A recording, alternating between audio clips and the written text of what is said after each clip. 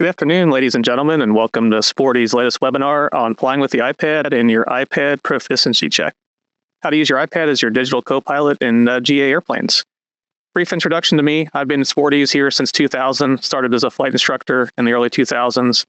Work on new product development here today, lead our video department in terms of online training content and software development, so all the online pilot training courses Sporty's produces goes through our area there. Also an ATP flight instructor still and a corporate pilot. Fly everything currently today from RV, small experimental airplanes, to a Cessna Citation, and I bring my iPad with me everywhere I go. And so I'm looking forward to sharing a lot of the experiences I've had over the years and using the iPad in really a wide variety of GA airplanes. And personally, since I've been flying over 25 years, it's really changed the way I fly and operate with that in the cockpit. A really big safety enhancement and a great resource I don't leave the ground without on every single flight. So happy to share what I've learned over the years and some exciting new developments that you can take advantage of. A couple of my favorite airplanes there, 182 on the left.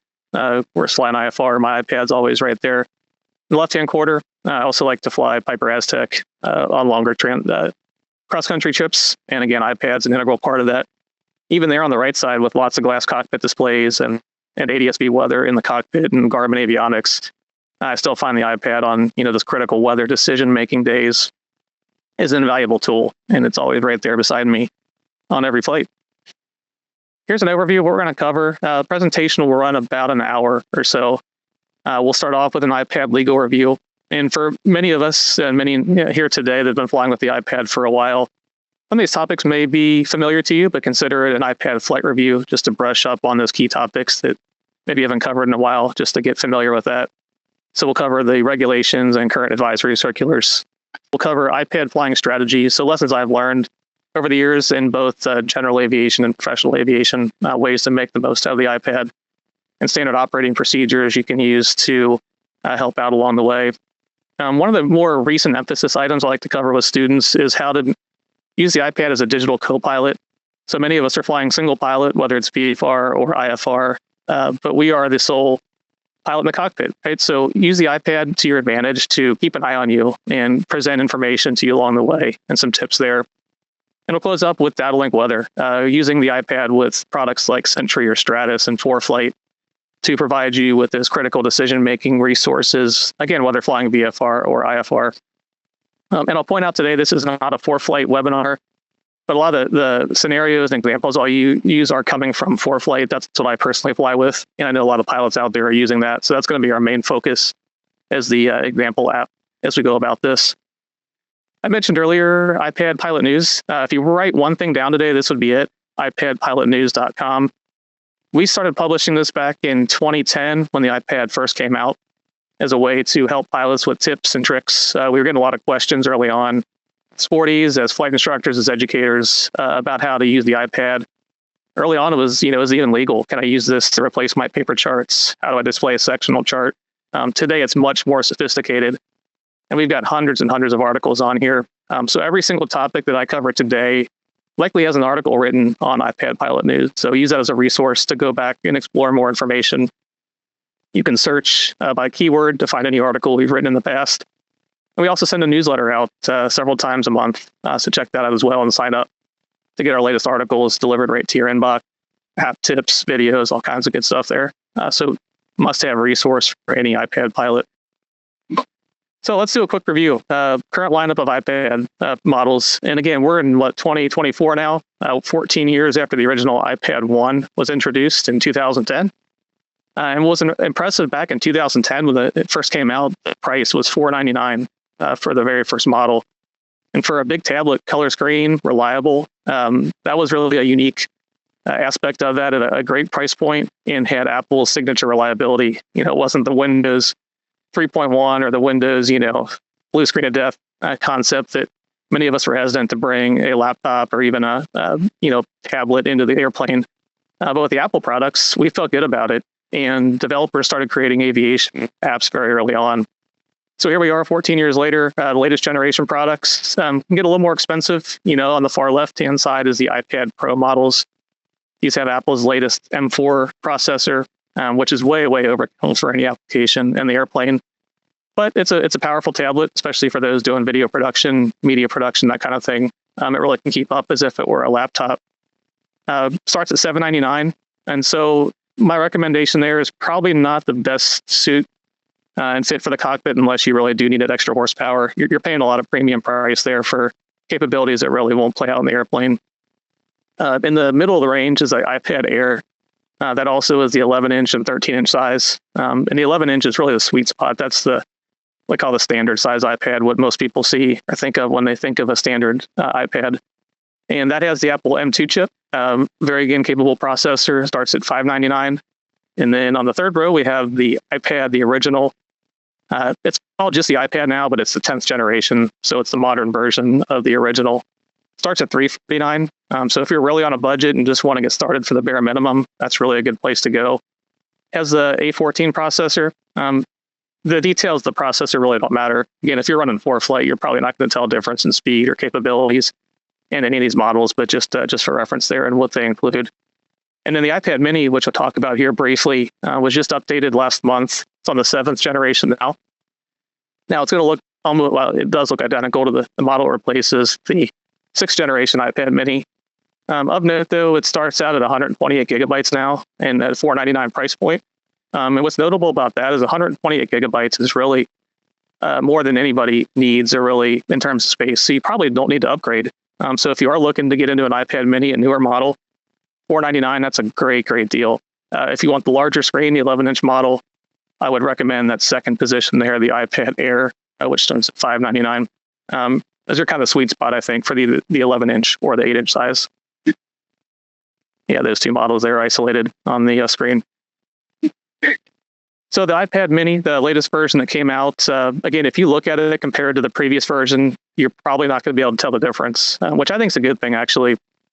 Apple tends to go overboard on a lot of technology, and they could have crammed in a higher processor and more memory and different screen technology, but that probably would have raised the price. So the fact they kept the form factor, the core technology the same, and kept that $499 price point, I think is a really good benefit for pilots. I listed the spec upgrades there. These are more just tech specs, not going to make or break how you use it in the airplane. You can see the RAM is higher, 8 gigabytes now. What I think is most important, the base storage is up to 128 gigabytes, meaning you could probably get by with buying the base model.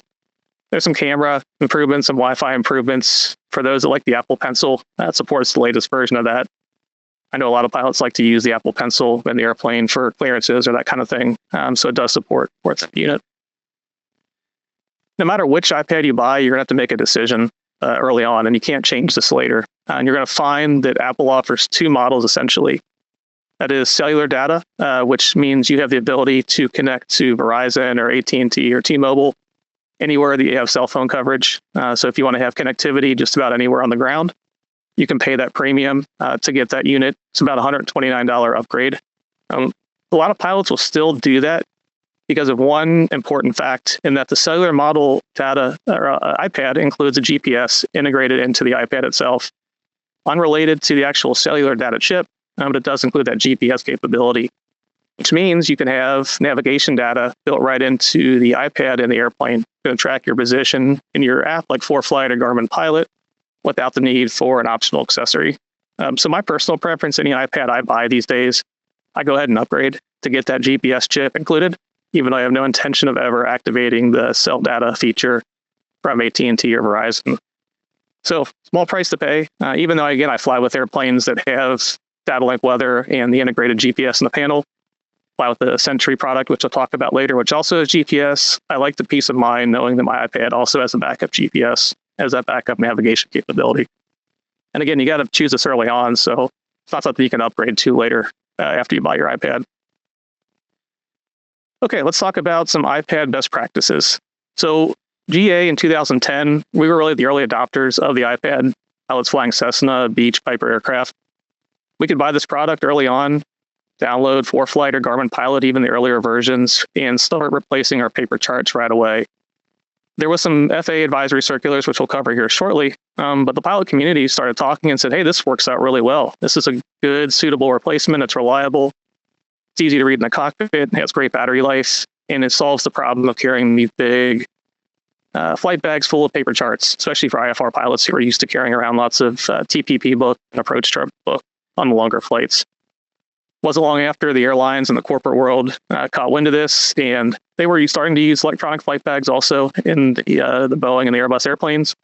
They were much more clunky, not as easy to use as the iPad. So I'd say within 3 to 4 years, the airlines started adopting the iPad as well, and you're not going to find really any corporate jet or airline flight not using an iPad in the front and left and right seat of the airliner. Now, as a part of that, the airliners started to adopt what I call standard operating procedures, best practices for using that. And that's what I'm going to talk about here. We as GA pilots can follow some of the same procedures that are used by the professional operations. And the first part of understanding that is what are the regulatory aspects that relate to this. So there are regulations? No, but there are advisory circulars, which advise us how to use certain technology and techniques in the airplane. So what applies most to us to here today for flying Part 91 operations is AC 91-78A, which we'll cover here shortly. And I'm going to contrast that just briefly to the bottom AC, which is 120-76E. And the reason I bring that up is that applies to the commercial operators, 121, 135.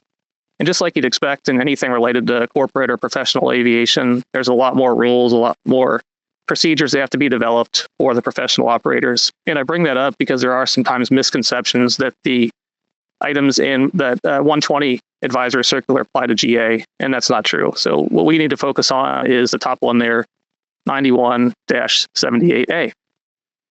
Now, the original version of this came out, I want to say, it was probably the mid-2000s, early 2000s. And FAA updated this in February of just this year to the A release of this advisory circular.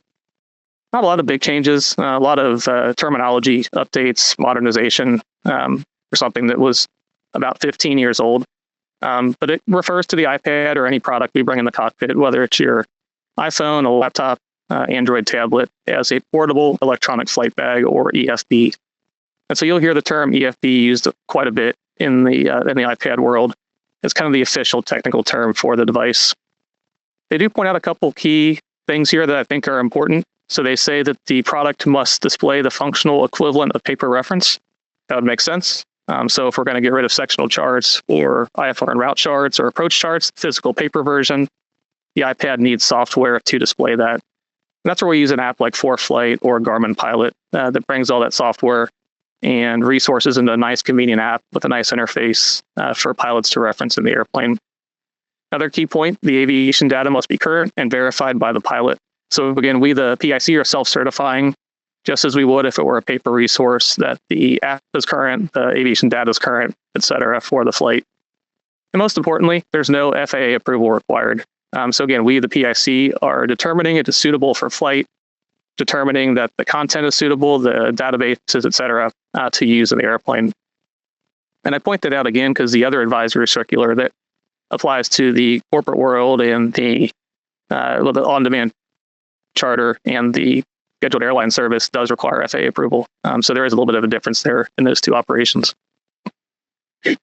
So again, as I mentioned, when the airlines started adopting the iPad, they developed these standard operating procedures. And in the early days, and I can recall because basically we were in the Wild West of learning how to use it and how to make sure it was reliable, we didn't really have these procedures. We downloaded some charts and went flying and said, let's go. But many pitfalls were discovered early on, things like overheating, battery issues, software reliability. And so GA pilots, we started to think about how can we make this process more reliable, just like we do with the airplane and maintenance. Our pre-flight, we apply those same procedures to the iPad itself. And that's what I call these SOPs, essentially. And I have 4 main items to consider. And you may be doing these now. You may be doing some of these now, but kind of consider all of this as you bring the iPad into the airplane and use it for your information. So iPad pre-flight, always go through a pre-flight process just like you do with the actual airplane, making sure the battery is charged, all your data is downloaded, all the apps are updated, that kind of thing. Basically, I do this the night before, honestly, plug it in, sit down with the iPad, make sure all the data is there. Items 2, 3, and 4 relate to some actual physical considerations, some second items you may need to think about bringing. So a backup for data. These are contingency plans if the original iPad fails for some reason. A backup for power. and mounting options. And let's explore those a little more closely. Now, on the pre-flight side, I think the most important thing is to make sure that your aviation data, your charts are all downloaded. Because on the ground, we have Wi-Fi, we have cellular data, all kinds of ways to get internet, essentially. But once you're in the airplane at 10,000 feet, we don't have an internet connection, or at least most of us don't. So if we don't download our charts, don't download our databases ahead of time, and just download the app and went flying, we get away from the internet connection and realize we have no sectional chart, we have no approach chart, et cetera. So it's very, very important that you spend time. For me, it's the night before, packing all of your data onto your iPad. So here's a couple tips on that. Looking at ForeFlight is the pack feature. And again, kind of the 101 side of this is we would go in ForeFlight and download states data, download all the VFR, IFR charts. So we're going to go ahead and assume that we did all that already, kind of that basic element. But this is your pre-flight step, which is pack and verify all your aviation charts are downloaded. And the way you do that ForeFlight is once you add your route, starting with your departure and destination airport. Here we are on the flight editor page. We can tap the little suitcase button. It's at the top right up there. It's kind of hard to see, but you'll see a little red badge on it once you enter your route. And you'll see a pack screen. And what that allows you to do is analyze your flight from start to finish with a corridor width as well. I think it's maybe 50 or 75 miles. And ForeFlight will analyze that, analyze what charts you have downloaded. You press that little pack button at the bottom right, and we'll go ahead and download all the charts or verify they are downloaded for your planned flight. The side benefit there also, it downloads the weather, fuel prices, and airport NOTAMs. So you're packing basically all your aviation data for reference in the airplane later on. Another tip is to use the automatic downloads feature. That's a setting in ForeFlight that you can see there on the settings page. And what that will do is every time you open the app, it will make sure and check against the current charts that you have downloaded. As new ones become available on the 28-day cycles, it will automatically in the background download those latest charts. So go ahead and check to make sure you have that feature enabled. It's going to do those automatic downloads based on the regions and or states you have selected. So spend a little bit of time in the download section also and make sure that all your states that you prefer and are close by to your typical flying areas are selected. Let's talk about data backup next. So early on in the 2010s, most of us still brought along paper charts, especially as we transitioned. That's what the early advisory circulars advised, and that was good advice. So we would bring along the TPPs or a backup sectional. And even today, I don't think that's a bad idea. That's what gives you peace of mind. If you're a little bit hesitant about technology and the reliability, by all means, bring some paper charts with you. A lot of pilots, including myself, prefer the middle option here, which is to use your iPhone as your backup. So most of these subscriptions from, again, products like ForeFlight, Garmin Pilot, will allow you to install the app on multiple devices. So you can put one on your iPad and then also sign into the same app on your iPhone. And so my backup, especially flying single pilot, is to have my phone ready to go. So it means have the app downloaded, do the same pre-flight steps, go ahead and pack all your charts. But in the event that the iPad failed, you've got a great backup there. Likely has plenty of battery life and plenty enough big enough screen to pull up the data you might need to complete the flight. I can say I've never had to use that in all the years. Again, just kind of going through and having the iPad ready. But a nice peace of mind that I know I have a second device ready to go. And then the third option there on the far right is to bring along a second iPad altogether. A lot of corporate flight departments will do this. We do this in our flight department, is that we've got basically a standby iPad behind us at all times, in addition to what the pilots have up front as the backup in case, again, there is an overheating issue, a power issue, whatever it might be, a data issue. That's really the ultimate backup, and you got a nice big screen there if you need it.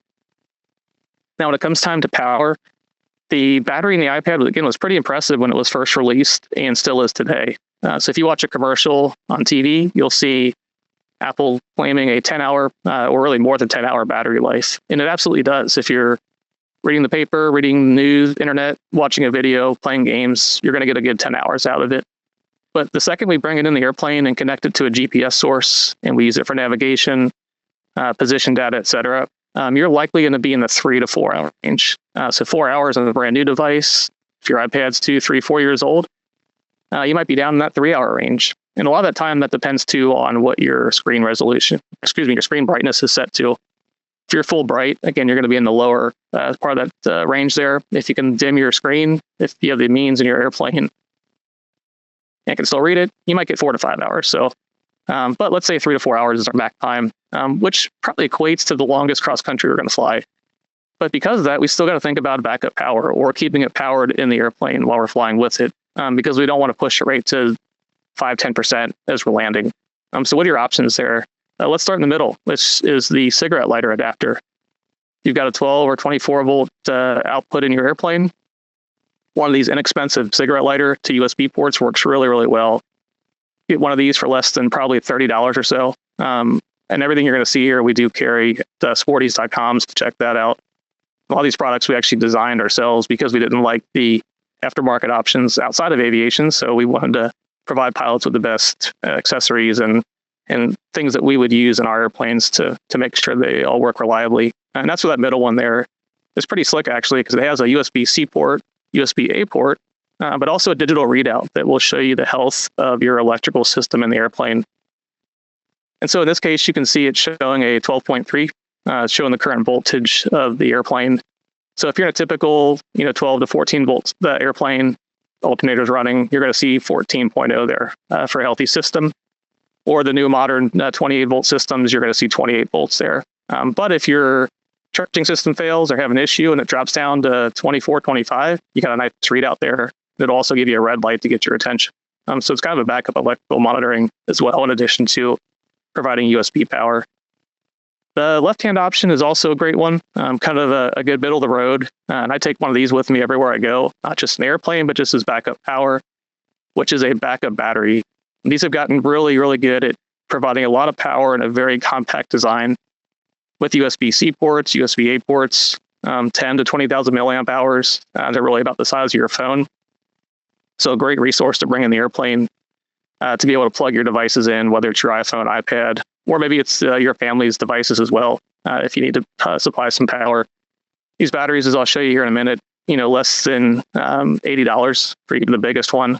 So it provides a really good insurance policy for power in the airplane.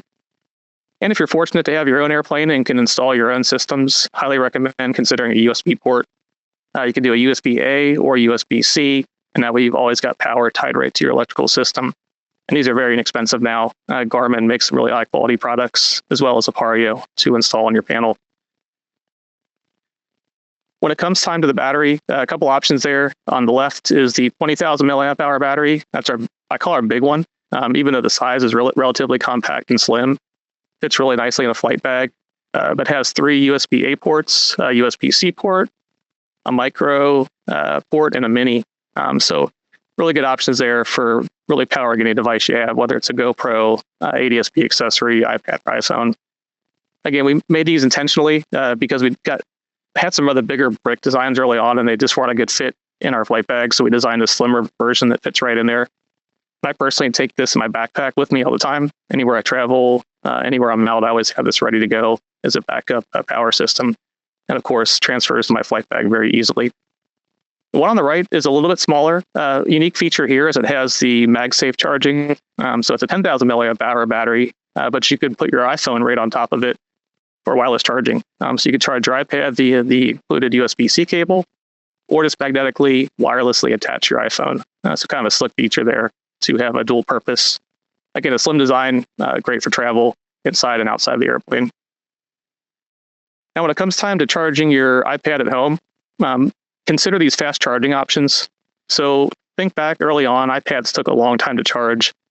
That's when USB-A was common. Apple initially had that wide 30-pin adapter, which then transitioned to the Lightning connector, their proprietary system.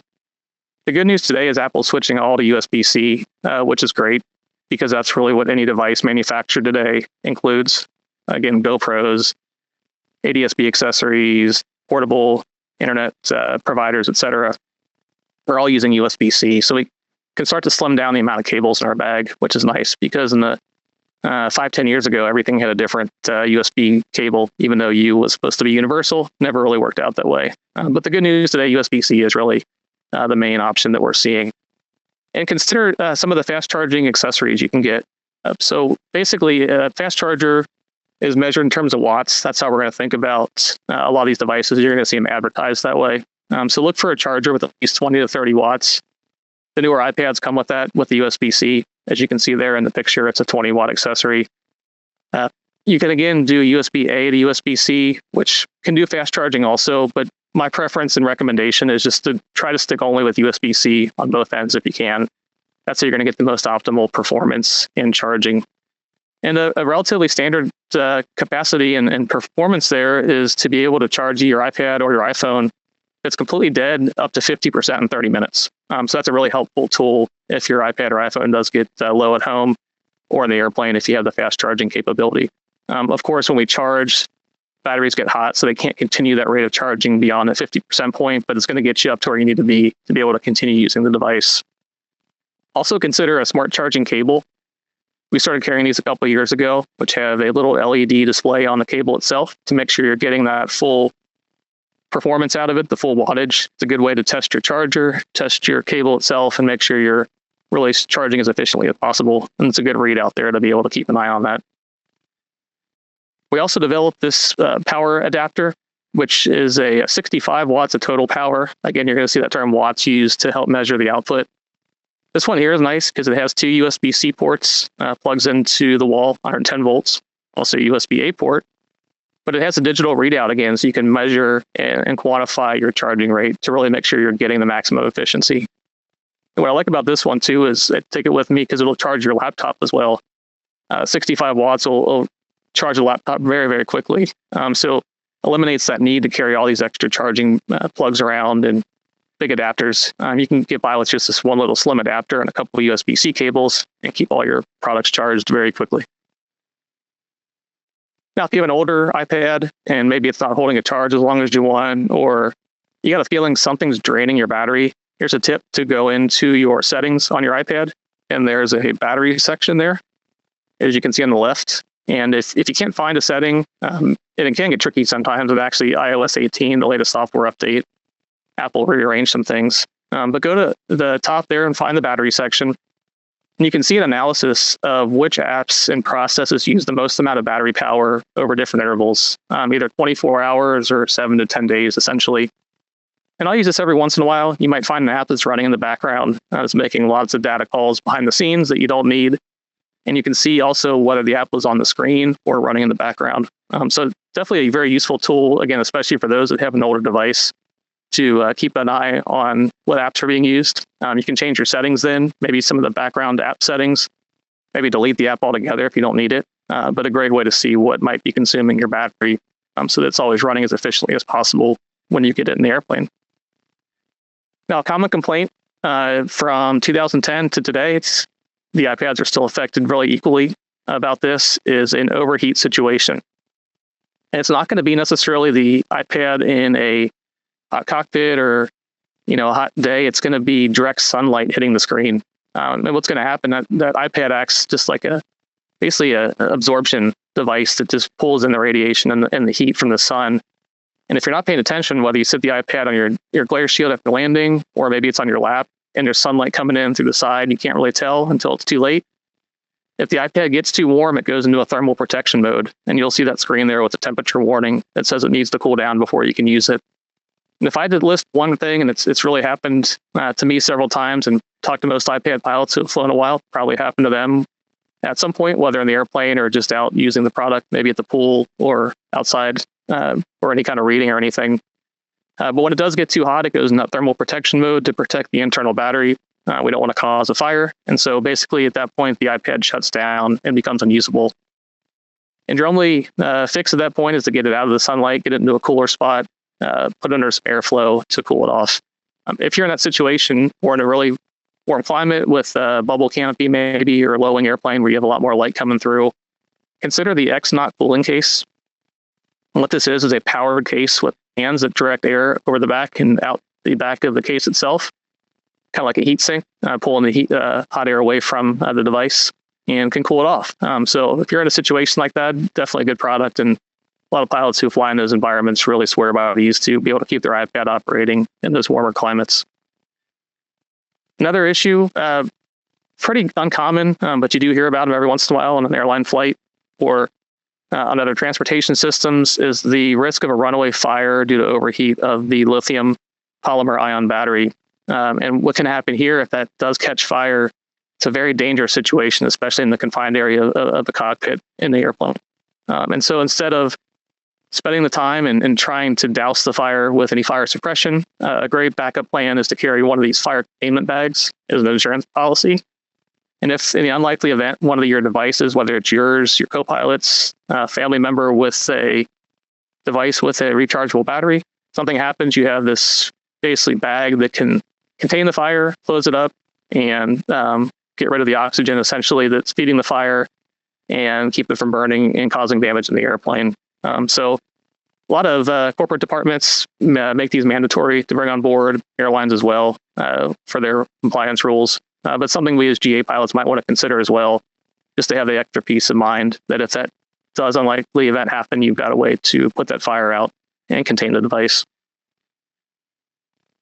Now, on the more practical side, when we bring a iPad or our iPhone in the airplane, we want to think about mounting. The airplane can be a bumpy place and turbulence, a lot of motion, a lot of G-forces left and right, up and down. And so the iPad should be secured at all times, whether that's to you, to your leg, your body, to the airplane itself. Could be in the form of a yoke mount or a suction mount. Could be a clamp, lots of options there. But you want to have some way to secure it. You don't just want to sit it there on your leg or on the floor. Because as I found out in the early days when I took off for the first time, it slid back all the way in the back of the airplane because I hadn't done it before and didn't really think about it. So you'll do that once or twice and realize that's not a good idea. So the easiest option there on the left is a knee board. For renter pilots, student pilots, this is a great way to go. Also has some organization for pens and your iPhone and other accessories. Straps to your leg nicely and keeps it accessible. These have ways to angle it as well, so you can pivot it up towards you for a better viewing angle. Helps with reducing sunlight and glare, that kind of thing. The other option on the right, lots of options here. The airplane mount. Again, a popular option, as you can see there, is a yoke mount. It'll fit on Cessna, Piper aircraft. If you're in a Cirrus or Diamond or an aircraft that doesn't have the traditional yoke, you've got the option to do a suction cup mount to a side window. I like to do that a lot as well in the Cessna aircraft, especially in the lower left-hand side there where it will block any obstructions or views out the left-hand side. Also clamp it to a glare shield if you've got some panel space that's empty behind the glare shield. That's a great option there as well. Really depends on the airplane and what you want to do. And this is a great case here where I would check out iPad Pilot News. We've done a lot of reviews and show different options for different airplanes of what you can do there. Most popular options on the kneeboard side are Sporty's flight gear. We developed these ourselves in-house based on our new experience. I'd say we're probably on our 5th or 6th generation kneeboard now over the years of improving them based on our feedback and pilot feedback on what works well and what doesn't. On the mounting side, you've got RAM mounts. That's a popular option. And my GoFlight, a more premium option, makes a lot of great kneeboards and mounts as well. A good option that's really cost-effective and simple is called the Robust system. They make these for iPad and iPhone, either a suction cup or a clamp mount for a glare shield or a yoke. Nice thing about these is you're not buying a case or a mold for a specific size iPad. It's universal and that you can build based on the pieces that come with it to fit really any size device. So it's flexible. It'll grow with you over time as you may switch iPads along the way. And lots of flexibility with the mounting options as well, but at a really good price point. You can start out with these for less than $50 or so and have a really good secure mounting solution. Another popular item is the MyClip Multi. This is a clip that fits around the iPad. Very simple in design, which is actually kind of why I like it. Some people like a lot of organization and ways to mount it and pivot it around. This is the exact opposite. It's literally a clip that fits on either side of the iPad and has a Velcro strap that goes around your leg. So if you want the least obtrusive, the simplest design, check out the MyClip Multi, a really simple but effective way to secure the iPad to your leg. And lastly, I want to say, think about staying organized. So as you start to build out your iPad bag, you're going to have your iPad, you're going to have your charging cables, you've got your ADS-B accessories, lots of different things, and you don't want to get in the habit of just dumping these into a random duffel bag. So today's flight bags are really well thought out, well designed to have features and ways to organize your product. And the thing I've really underappreciated till the last 3 or 4 years was, especially flying single pilot IFR, was having this seat next to me open and having a bag that had all my items organized, radios, oxygen accessories, ADS-B accessories, all that kind of thing. And that's where all these well thought out flight bags really does a nice job. Typical examples there, the Sporty's flight gear iPad bag And then Flight Outfitters makes a really great line of products to keep all your gadgets and accessories organized. Okay, we're going to switch gears now to talk about the iPad and your actual flight operation and some really neat features in ForeFlight to help you out as your digital co-pilot. So again, I fly a corporate flight department also, where we have two pilots in the front seat. I switch back and forth as pilot in command or pilot not flying in the right seat. So in this case, as the co-pilot, the person sitting in the right seat, what's their responsibilities in a professional operation? So a couple of things here: provide timely information before and during a flight, call out abnormalities or flight deviations, and assist with duties during high workload phases of flight. This is where I think the iPad really can do a great job at doing all those things for you as a single pilot. And so here's what it looks like for me when I'm flying. I'm up front by myself and the family's in the back. So everything's up to me up front, and you want to do as good a job as you can because you have the most important people in your life depending on it. And that's, again, where the iPad, I think, really can do a great job here. So we're going to go through from the early phases of the pre-flight planning process all the way through en route and landing, and talk about the different ways that the iPad is going to serve that role. So let's start with the weather brief.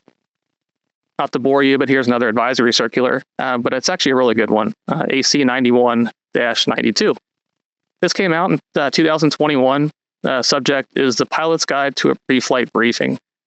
And so this put a lot of rumors to bed about what is a standard weather briefing and what can be done by the pilot in the self-briefing process versus the role of flight service. I want to read one quote here that really explains this well. The FAA considers that a self-briefing may be compliant with current federal aviation regulations. By self-briefing, pilots can often improve their knowledge of weather and aeronautical information. Flight service personnel are available should a pilot need assistance.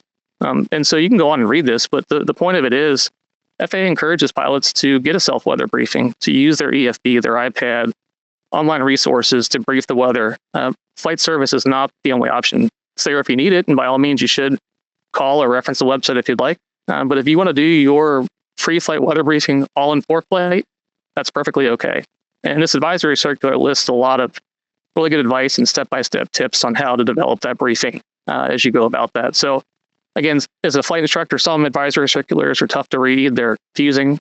This is a good one, and I would highly recommend checking it out as it relates to the weather briefing process.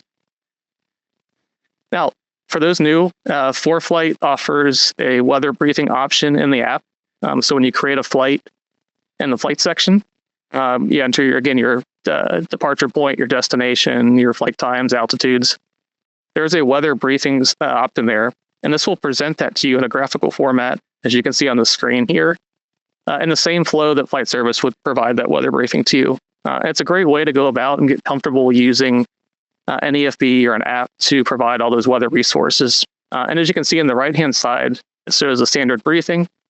Goes through the exact same flow that flight service would provide to you. So adverse conditions, synopsis, current weather forecast, and just go line by line through each item, which is a great way to make sure you're not missing anything. Now, as you get more comfortable, you may not always go to this briefing option. You may go to the map screen, go to the imagery tab. There's a lot of different ways to go about that. And your briefing obviously depends on your flight and the conditions of that day. If it's just a local practice area flight, probably not going to be the full in-depth weather briefing that you would get for a cross-country from Ohio to Florida, crossing a cold front. So the briefing you do really depends on the mission and the weather conditions of that day. But again, FAA says you're free to go about this your own way. You don't need to call flight service.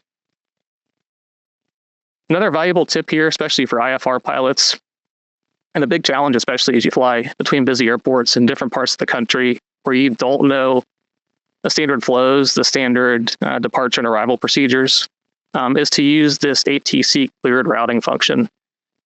We've got screenshots here of Garmin Pilot on the left and ForeFlight on the right. So what this allows you to do is to enter a departure and destination airport and use a route advisor function essentially. And both apps are doing the same thing here, just accessed in different points. They allow you to look at which routes were cleared to different airplanes along that route over the last 3, 4, 5 months or so. And you'll start to see too, as you get into this, it'll tell you how many times that route was cleared also. So if you're Bonanza flying from Cincinnati to Atlanta at 8,000 feet, you can find some low altitude routing. If you're flying a turboprop or a jet, you can look at the high altitude routing. But by following those routes ahead of time, into your flight plan, you're very likely, as you call clearance delivery, to hear those magic words, cleared as filed. Instead of my dreaded clearances in the old days before iPads, which was full route clearance, let me know when ready to copy. And you sit there and write down a bunch of unknown waypoints and airways that you weren't prepared for. So this really makes the whole flight planning process easier, makes the clearance process easier. You're prepared. You've researched the route in advance, and ATC has it ready for you. So that's a must-use feature for IFR pilots. Another one that I don't see pilots using a whole lot, but it's in there, especially in the premium packages for ForeFlight, is the 3D view option. So especially when flying to new airports, I like to research the taxiway diagrams, the layout of the airport, the ways in and out of the FBO, just to be prepared for it. That 3D view does a great job of allowing you to do that. And you can hit shortcuts there to line up with your expected runway, pan and zoom around the airport. And then on the right side, you can switch to a night view and brief the approach lighting. So when flying IFR to a new airport, yes, you could look at the approach chart and see the 5-letter description or acronym of the approach lighting. But I'd rather look at it myself and see what kind of chasers, displays threshold, where the PAPI or VASI is located. And again, that 3D view does a really nice job of doing that and showing the lighting as well. So make that part of your step as well, beyond just the basics of runway lengths and orientations. Another key part of flying is knowing the destination's airport FBO, and fees can really dictate a lot of what drives that decision.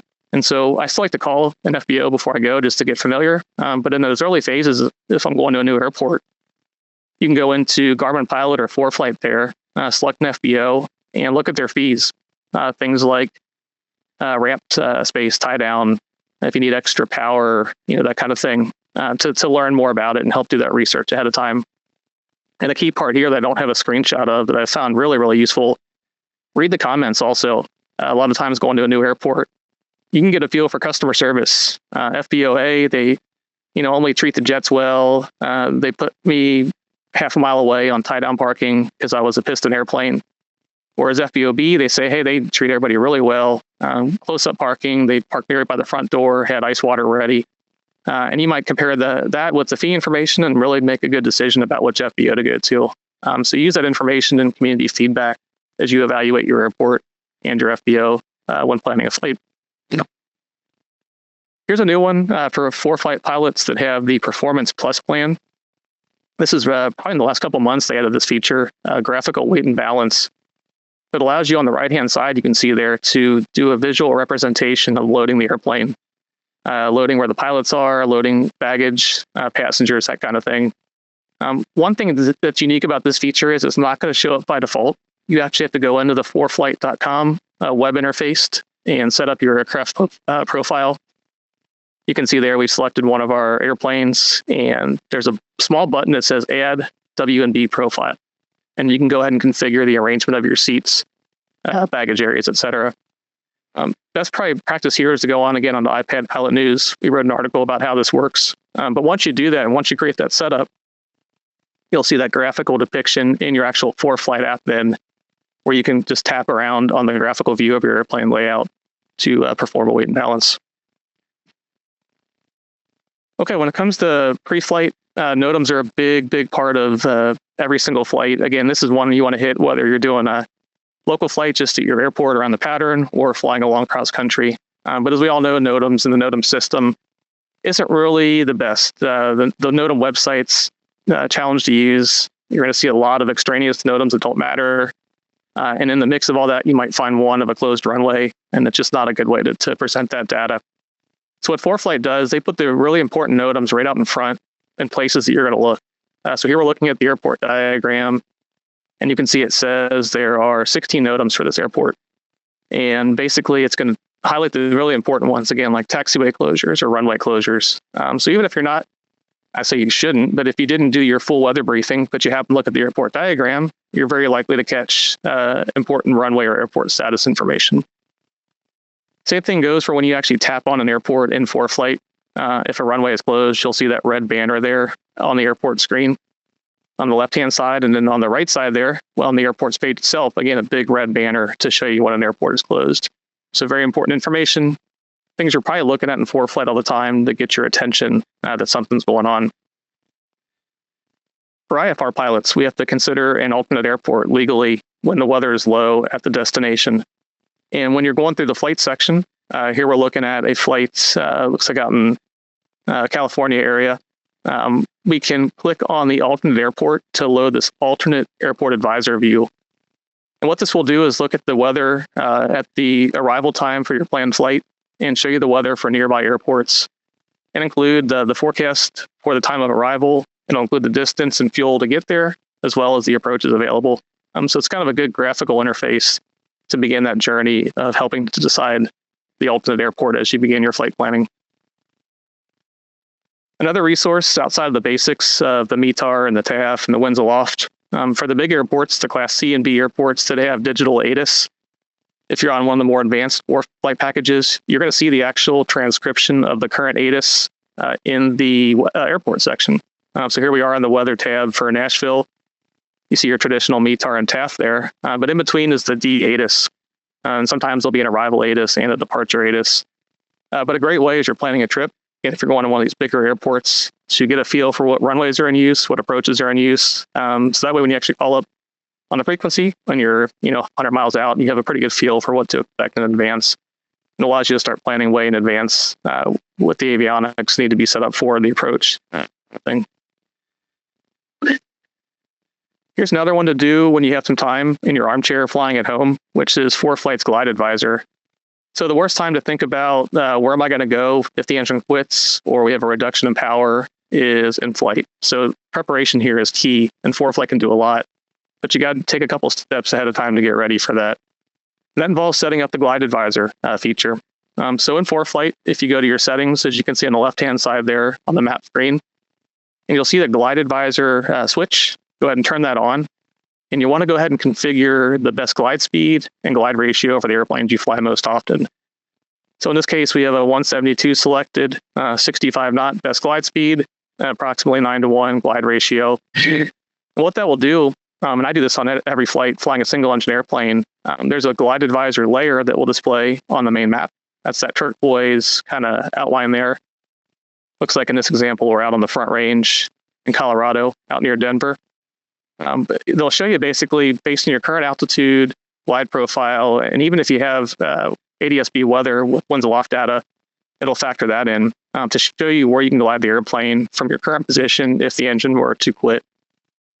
Two key important things here. A, it's going to show you that you're in range of an airport potentially, which is good information, what direction to turn to start heading for that.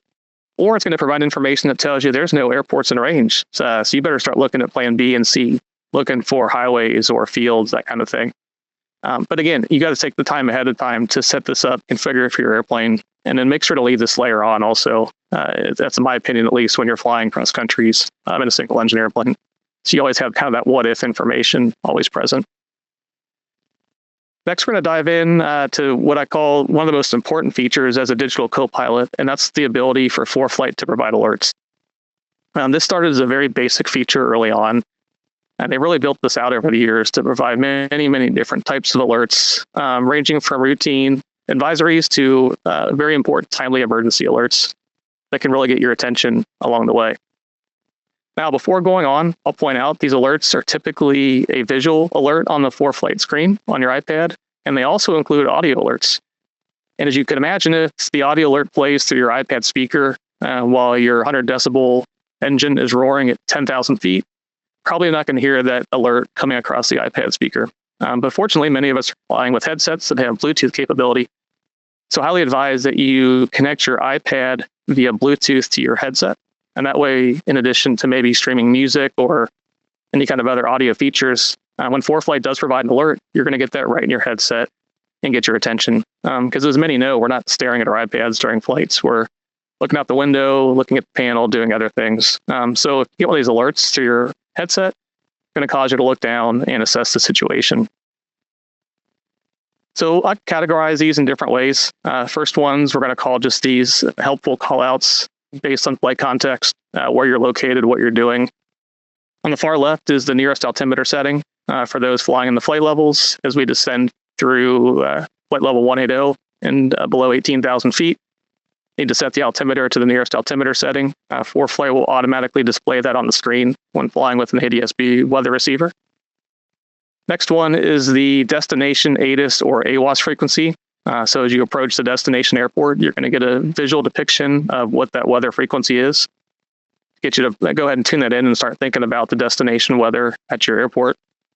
On the far right is the final approach runway alert. So it's going to give you a 3 nautical mile final approach call out to the runway you're aligned with. Very important at airports with multiple runways, or if you're nearby an airport that's right nearby another airport, to make sure you're lined up with indeed the correct airport and the right runway. So that's a good one as you hear that alert, see it on the screen, and just visually verify you're heading to the right place. Next set are more time-sensitive warnings. On the far left, when you're flying with an ADS-B traffic receiver, is the traffic alert. This one's really helpful because a lot of times, especially VFR, that you may not see the traffic right away, or you might not be staring at your iPad screen. But when you get that audio alert, traffic 1 o'clock, 2 nautical miles, 200 feet above, that's your cue to look out the window and start assessing the traffic, and then reference your iPad screen as well to figure out where that is. But a great way to, again, not miss an important audio alert for traffic, just as if ATC were calling it out to you.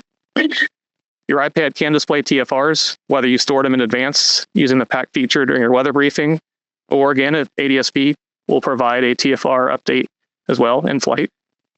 And ForeFlight will call out temporary flight restrictions as you approach them. So a very important feature there to keep you out of trouble. And on the right, many avionics do this, and ForeFlight does as well, which is obstacle and terrain callouts. So whether it's a cell phone tower or a mountain in front of you, you're going to get that audio call out and a visual indication of what's ahead. As you enter a runway on the ground, ForeFlight's going to assess your current location and call out the runway you're entering and how many feet remain. There's been many accidents over the years, pilots trying to depart a runway too short or even the wrong runway due to low visibility conditions. This definitely could have saved some lives, but it's a great tool for you. If you're at a maximum performance airplane or high performance airplane that needs a lot of runway, to assess that you have the right amount remaining, then also that you're in the right location and on the right runway number. So I make it a point anytime I hear a call out to look at it, think about it, make sure I'm in the right location based on what I'm seeing. If something doesn't look right, it's time to stop and reassess. And in this case, taxi off the runway and figure out what's going on. ForeFlight also really stepped up their airport advisory alerts as it relates to nearby traffic. In the last couple of years, this has really been an issue. In the news, as we've heard about airline traffic, but a couple alerts here. On the left is the traffic on short final. So in this scenario, you can see our blue airplane there is taxiing out and is on a runway. And there's another airplane on short final behind us. So picture a low visibility condition. ATC had us line up and wait. Meanwhile, there's another airplane about to land. So that's basically telling you somebody's right behind you. You better do something quickly, get off the runway, or advise ATC to hopefully get the other aircraft to go around. And on the right side is the opposite situation where you're on final approach, cleared to land, let's say, but there's another airplane on the runway. Again, hopefully you see the airplane, but it's low IFR, you probably wouldn't. Get your attention to either go around or ask ATC what's happening. But all it takes is a couple seconds of these warnings to start the kind of process to get you thinking what's going on and change your position right away or query your traffic control about the current scenario. Lastly, this is their newest alert, which is traffic on the same runway. So let's say you're cleared to depart. On this example, 22 left, but they're showing another airplane, as you can see in the bottom, on runway 4 right on the same runway. So again, kind of think of these low visibility conditions or a pretty long runway where you can't see end to end, but it's going to give you alert that there is other traffic that conflicts with your current plans. As we mentioned earlier, the probably number one way that your iPad's going to fail on you is a thermal shutdown when it gets too hot. ForeFlight can actually detect ahead of time before it reaches that point, so kind of an early warning essentially as it gets warm that it's getting hot. Quite hasn't shut down yet, but it's very close to that, and we'll give you that alert. So a good indication to go ahead and move it out of the window, move it to a cooler location, get some airflow over it, get it out of the way. But that's definitely a very, very nice feature if you're paying attention to the screen or if you have your audio alerts on to go ahead and take care of that.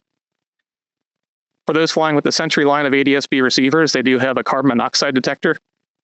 Sentry will send that information to ForeFlight to show the carbon monoxide levels and both a caution and a danger level to, again, alert you to make a change, open a window, turn the heat off, that kind of thing.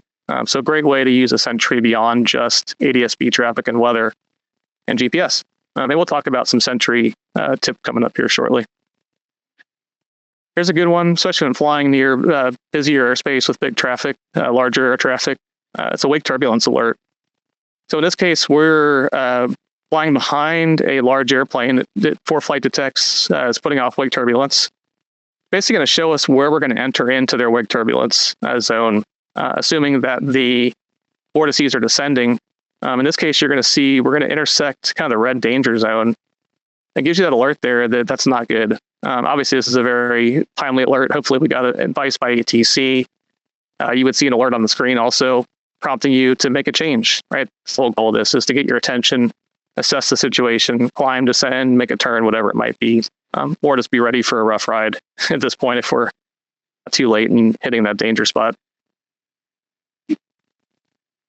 Lastly, one of my favorite features that's been here in ForeFlight, I'd say probably 10, 15 years now.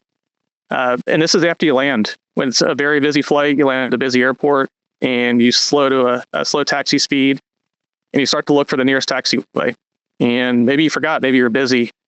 And in the past, we'd try to have our airport diagram piece of paper ready to go or the book flipped over. Well, ForeFlight's going to do that for you automatically if you have that setting turned on, which is called Auto Show Taxi After Landing. And what that will do, as you slow to a slow taxi speed at the airport, it's going to automatically switch the screen and show you on the airport diagram. So as you look down, you can see your relationship to nearby taxiways, call ground control, and continue on your way.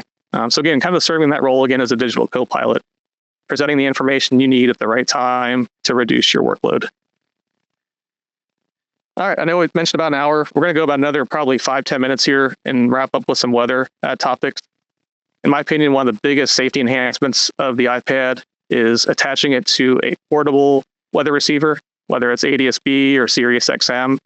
But for those of us that fly long cross countries and want to maximize the utility of the airplane, that's where in-flight data link weather is really a benefit to fly with. And the iPad allows you to bring that technology in the cockpit very affordably without the need for expensive panel upgrades. Great tool for renter pilots as well, flying a variety of airplanes. So jump back 20 years, in-flight weather updates came through Flight Service or Flight Watch. The days of that are almost over. You can still call Flight Service for updates, but I'd highly recommend looking at the picture yourself on the iPad with data link weather, METAR updates, TAP updates, et cetera, as a much better resource. So the days of essentially that are over. It's more self-service type feature and type product to use in flight. Quick review as it comes to ADS-B, automatic dependent surveillance broadcast, the technology that is used now by air traffic control to monitor our position, mostly in busy airspace. So two versions. You have ADS-B out. That's the certified piece of avionics in your airplane, your transponder essentially, that sends our position to ATC via ground stations. But there's also the optional component, which is ADS-B in. And that's a broadcast of data link weather, traffic to equipped airplanes. And that can come in the form of a panel mount receiver, such as that from Garmin, that would display weather and traffic on your G1000 or your GTN navigator. But for iPad pilots, it's even easier because we can buy a portable receiver like Sentry to provide that information to your iPad. And the way that works is relatively simple. There's a network of ground stations across the US that will beam up essentially the information to your portable receiver, which then processes it, sends it wirelessly to your iPad via Wi-Fi or Bluetooth, and it's really just that easy. Then you look on your ForeFlight, you have a ADS-B weather radar layer. When you go to airports, you'll see METAR and TAP updates, NOTAM updates, and traffic, as well as many other weather features. So just a really good resource, easy to use, and provides a wealth of data in the airplane. Best of all, with ADS-B, it's subscription free, so you're not paying a monthly fee like Sirius XM. You literally just turn the device on, take off, make sure it's connected to your iPad, and you have data. So it really couldn't be easier and user-friendly to use. Again, it's going to give you all those key weather products I mentioned, traffic.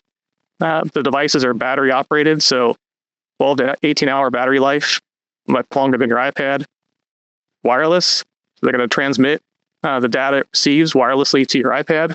And many also have an attitude and heading reference system, or AHRS, which will display pitch and bank information on your iPad. So you also now have a backup attitude indicator as part of the process. Most popular units out there, Stratus was on the original products for ADSB, the Garmin GDL50, Garmin's weather receiver, and then the Sentry line of receivers. Most popular is the kind of the core, the main Sentry receiver, one of the first ones out there. In that middle price point, around the $600 range, provides GPS, ADSB weather and traffic, has a 12-hour battery life. This does have the AHRS, so you have your pitch and bank information. And ForeFlight, as I mentioned earlier, this also has a carbon monoxide detector, so you've got some safety monitoring there as well in your airplane. If you want to upgrade Sentry Plus, this adds a OLED screen, so you can see current status information like battery life. You can see GPS accuracy. It's got a G meter, so you can see G information. This also has a full flight data recorder, so it's going to measure all the flight characteristics, including pitch, bank, G load, altitude, for replay later, which makes it a really good flight training tool for student pilots and pilots training for their instrument rating to capture all their flights and debrief later. Also has a carbon monoxide detector, and it'll show that status on the screen there as well, which many pilots like to display. And this one as well works exclusively with ForeFlight, like the original Sentry. Example of some really nice data that it can show for you. And kind of think of the whole system in itself and what it's processing. So in this screen here, we can see that it is picking up the nearest barometric pressure setting from this airport, 29.86. It's highlighted. What it will do is automatically correct the pressure altitude it detects with the built-in pressure altitude sensor. It's actually giving you a baro-corrected altitude that's very, very accurate. So not only do we have a backup pitch and bank information, as you can see there in synthetic vision, on the left-hand side, you've got ground speed to serve as a backup airspeed indicator, but now you've got a very, very accurate altimeter also because it's baro-aided. And that's usually within 10 to 20 feet of what the actual altimeter is showing. So I would use this as a backup system to fly an instrument approach if my panel went dark. And in a lot of airplanes, this is my backup panel and IFR considerations. Again, I'll stress I've never had to use it that way, but it is in the back of my mind that that's what I would be using if I did lose an attitude indicator or have some kind of electrical issue. The other popular product is the Stratus line of ADSB receivers. Current model is Stratus 3. So whereas Sentry is exclusively designed to work with ForeFlight, Stratus works with really all the apps. So ForeFlight, WingX Pro, Flight Plan Go, Stratus Insight, FlyQ. It's really the universal option if you're using any of those apps for your flights. And so, yeah, Stratus 3, great product. Easy to use. Again, just turn it on. It's all wireless, built-in battery, and supplies all that same weather and traffic data to those applications. So we do whole presentations just on data link weather, and I don't want to go too deep on that, but a couple key points since we are talking about the technology is to remember that data link weather is not real time, and you're going to hear that over and over and over again, and it's a message that you can't hear enough. So when you're looking at weather radar on your ForeFlight screen, as you can in this case, that data is probably 10 to 15 minutes old. So you're not going to go fly through an active weather system embedded thunderstorms where you can't visually see what's going on. But what you can do is, based on your knowledge of the weather systems, what's out there, is to make a big picture plan and deviate well in advance. So in this case, we're flying from Chicago back down to Cincinnati. And even here, we're in a capable turbine airplane, but we're going to go ahead and deviate around those bigger cells, essentially, to give us a nice margin of error around the systems where we can stay visual. And that's the general philosophy, is to determine the threats, the weather threats, especially in the longer cross-country flights, and make a plan to get around them. And it can't be stressed to how important it is to stay visual with these systems. So in this case, we're flying down to Florida, a lot of buildups, but I can still see visually, right? I can navigate through and kind of poke around the buildups there, but I never get into a solid overcast layer where I can't see the convective weather. And if it looks like I'm going to deviate even further out of the way, climb or descend to get out of it. So always keep a visual indication of where the weather systems are, and then use this for kind of long range planning to stay clear of that kind of weather. Unless you have onboard radar, it's a different story. But we're going to assume here that this is our only in-flight weather source. And lastly, don't let the data link weather talk into something your eyes aren't comfortable with. So even if it shows clear ahead based on data link weather, but you see a big convective buildup or dark clouds, that's an indication it's not good. A lot of these systems can form 5, 10, 15 minutes, so it could be a fully active cell that just isn't showing up yet on the ADS-B weather system. So again, stay clear, stay visual, climb, descend, whatever it takes to stay clear of those active weather systems, but use the ADS-B system to make this big picture plan around it. Lastly, I want to cover kind of an emerging technology you're going to hear a lot more in the next couple of years, which is satellite connectivity. And that's going to really change a lot of the ways we deal and work with our iPad in the cockpit.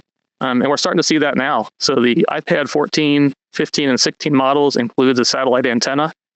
And Apple's even including free text messaging over those devices. I've used it several times now in the airplane. It works great. I did a full review of this on iPad Pilot News recently. So if you want to learn more about how that works, if you have one of those devices, check out that article. Garmin recently upgraded their InReach line called the InReach Plus. Their previous models only did text messages. Well, now you can do photo and voice messages, so capabilities are increasing. That one does require a subscription, roughly $15 to $50 a month based on usage. And then I think the really most promising technology is Starlink, where they have recently released the Starlink Mini receiver, which you can see there on the back of our 182. We've been testing this out in a variety of airplanes, and provided you're flying less than 250 miles an hour and you don't mind paying a slightly higher subscription fee, you can have broadband internet on your flights. 100 to 150 megabit service works really, really well. It mounts well in like a 182, 172. You'll see a lot of SR-22 pilots using these products, but a great way to bring broadband internet to the airplane. And again, it's going to open up a lot of things for us, especially as it comes to weather and us being able to communicate the weather we're seeing back to the ground. So hopefully a lot more pilot reports will be coming out of the system once we all have in-flight data link weather, which is really just a year or two away. I point this out because you hear a lot about artificial intelligence. Not a whole lot of motion there yet on the EFB side. I do bring this one up because ForeFlight is experimenting with it. In their comment section, they're using AI to summarize the comments at the top there, which can be useful. I wouldn't use just the summary, but for a quick highlight, you can read the summary there and kind of see where the technology is going. I'd expect to see more down the road for these applications, but hopefully used intelligently and not just for the sheer sake of AI. But hopefully they find a way to make flight planning safer, maybe weather analysis better. But I do expect to see more on the AI side as it comes to flight planning in these applications. And the last piece I want to leave you with is something we put together here at Sporty's called our Fun Places to Fly. And so we identified 50 fun airports across the US, and we made a content pack for ForeFlight. And this allows you to essentially download a new weather layer. I shouldn't say weather layer, download the new map layer in ForeFlight, as you can see there. In each airport, we built a custom guide that gives you lots of information about the airport and then things to do there, kind of like a photo's travel guide, essentially. A great way to go explore and expand your flying. Go out and find some new adventures and check out some new airports. With that, I'm going to wrap up. Thanks, everyone, for staying tuned today for this webinar on a nice gloomy Tuesday afternoon in Ohio. As I mentioned, this recording of this webinar will be up tomorrow, sportys.com/webinars to check out. And again, for more information, I'd highly recommend checking out iPad Pilot News. Again, everything we covered here, likely an article or a video covering the topic with much more in-depth information.